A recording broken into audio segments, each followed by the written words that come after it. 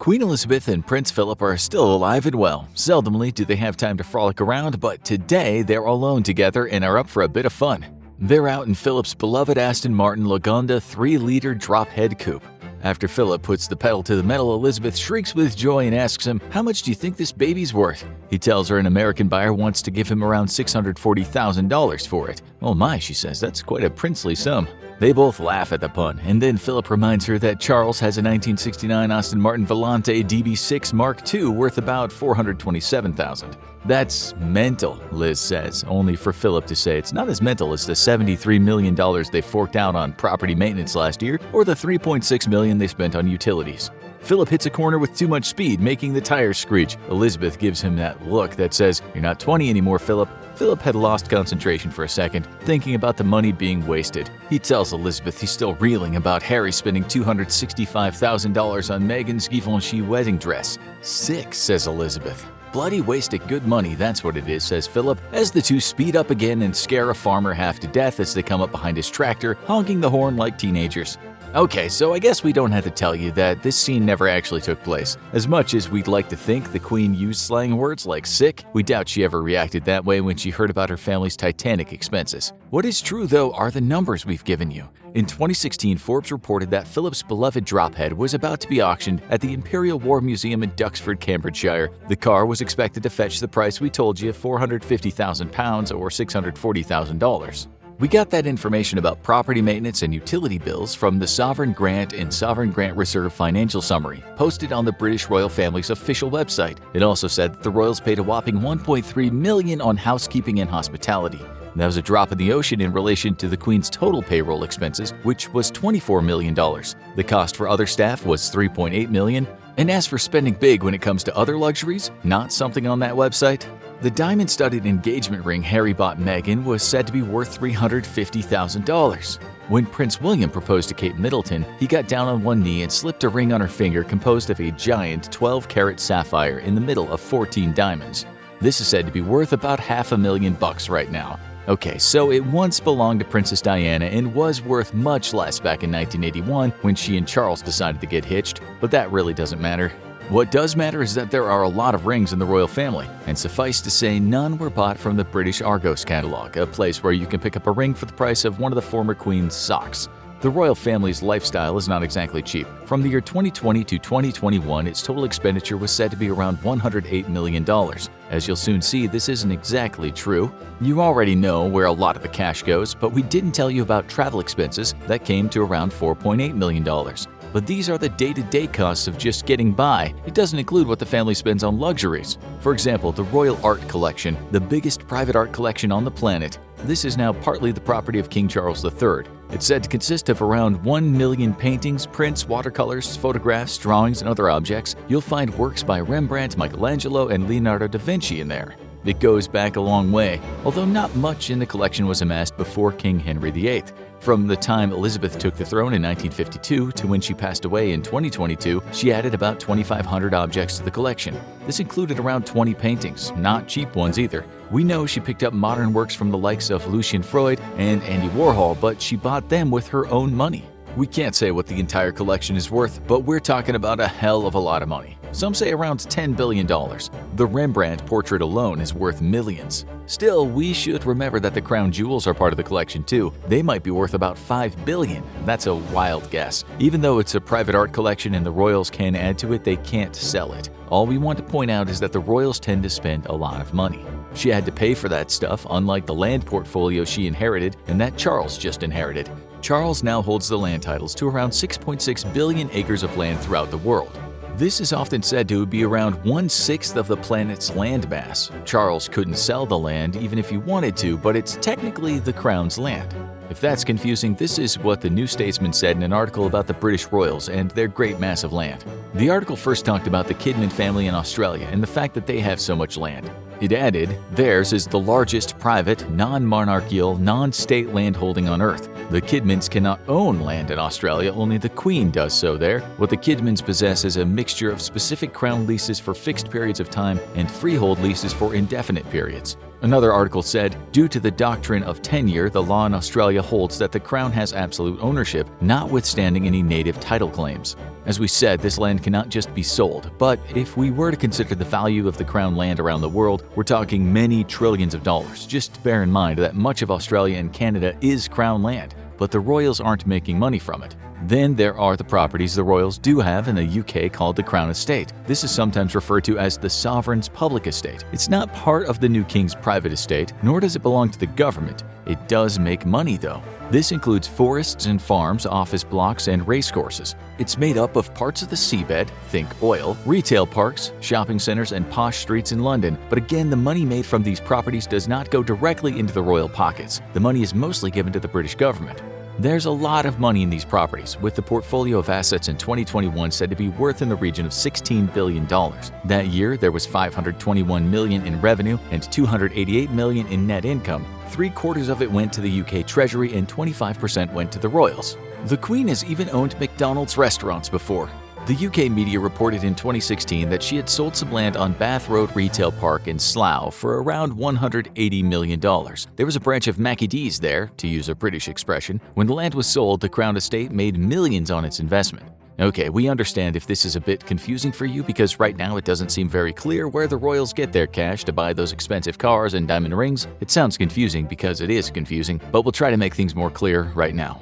When the Queen popped her golden clogs this year, the media was saying she left behind about $88 billion in assets and had a personal fortune of around $500 million. Some reports said she made much of that money from investments, art, jewels, and real estate. But we must remember that she inherited a lot. We already told you about the expenditure of the royal family, which you'll remember was over $100 million. This was paid for by the British government and came out of what's called the sovereign grant.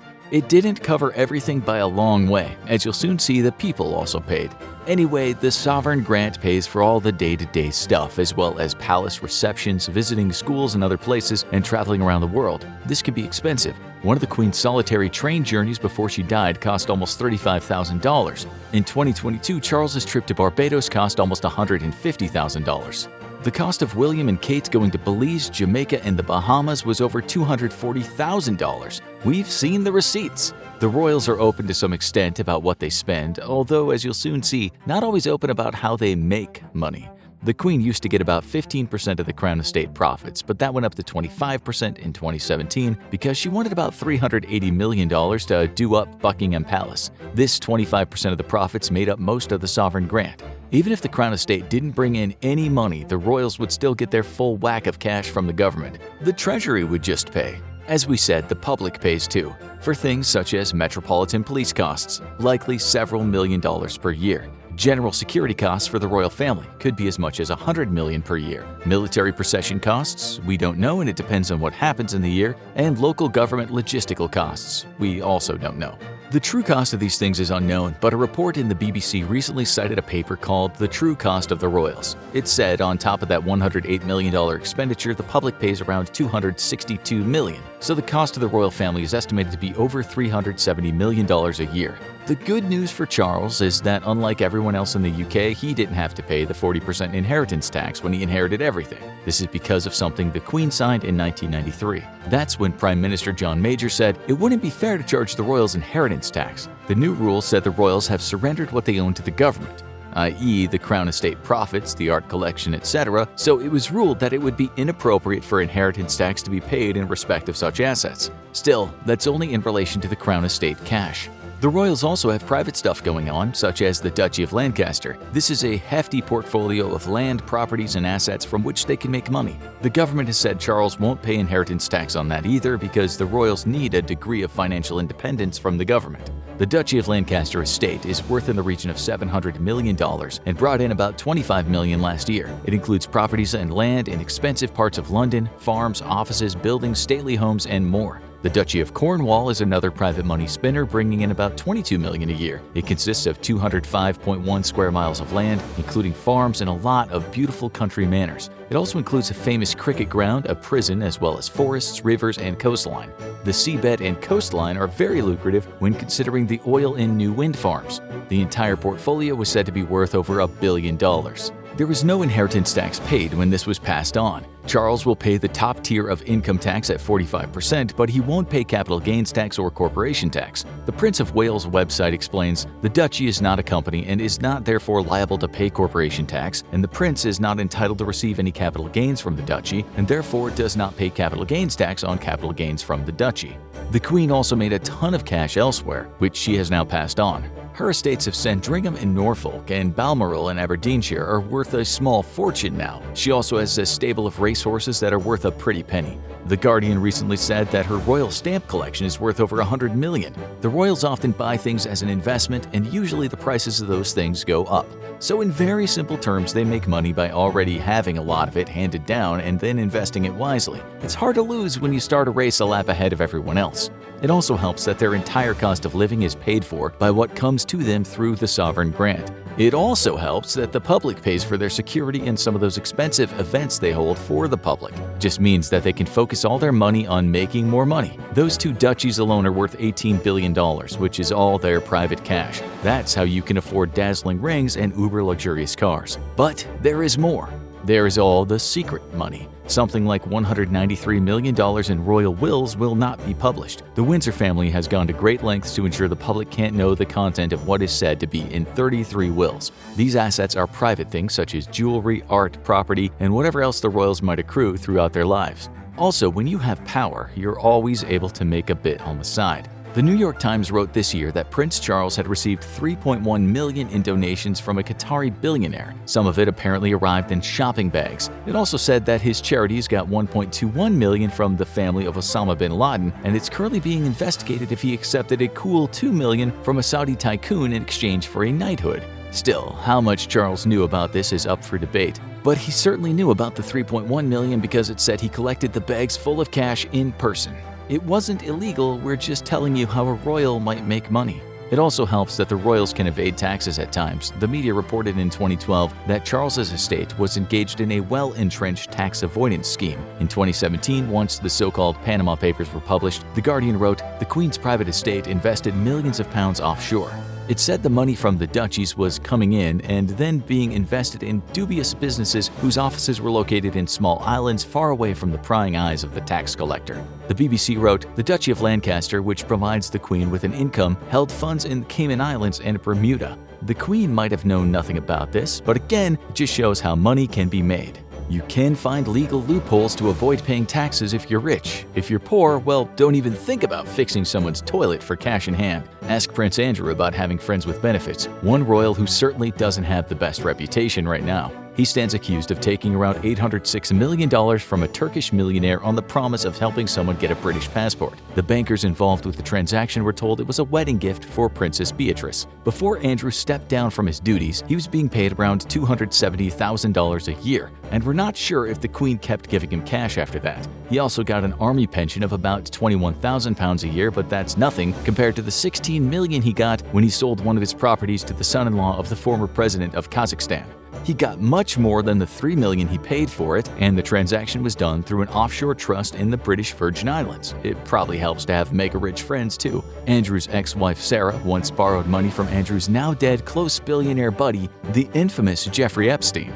This year, Andrew paid an out-of-court settlement probably costing millions, and no one knows where he got the cash. Some people think the Queen gave it to him from her private fortune. No public money has been used to pay legal or settlement fees, said the British Treasury, but it shows that there are emergency funds for when the royals need them. At the end of the day, we'll never quite know how the royals get all their money, not in detail anyway. You can't even get the truth through a Freedom of Information request. The royals are often exempt from having to give up information to the public.